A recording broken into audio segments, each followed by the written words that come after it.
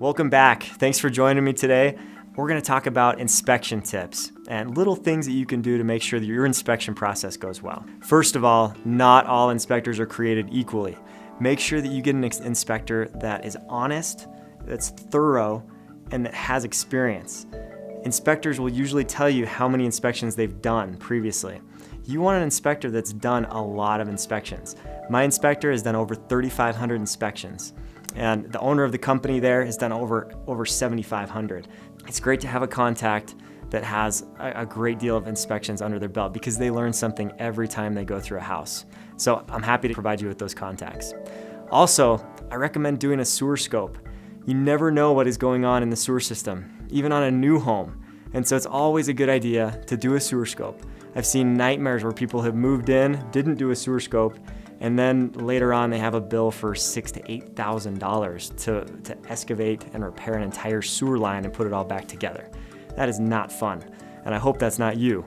So make sure to do a sewer scope. It's worth the dollars that you'll spend on that.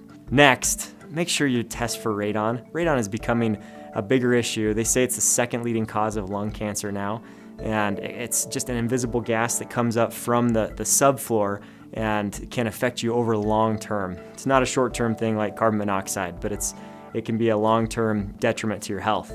And so my recommendation is to make sure that you do a test. It's a 48-hour test for radon.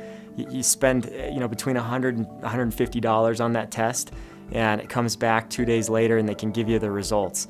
Anything above 4.0 on the EPA recommended level is considered harmful to your health. And so if it tests above 4.0, then you can ask the seller to install a radon mitigation system. And the cost of that system is around $1,000. I've got a contact that does those for around $795. Keep that in mind. Test for radon because it's your only chance to get it installed by the seller. Otherwise, you can test after closing and test your luck at that point. The next thing is understand that an inspection is going to be very negative.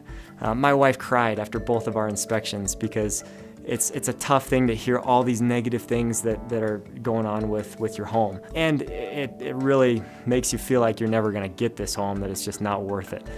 Keep in mind that there are a lot of things that are complicated with a home that's existed for 20, 30 plus years. And things are going to go wrong over time. Doesn't mean they're major concerns.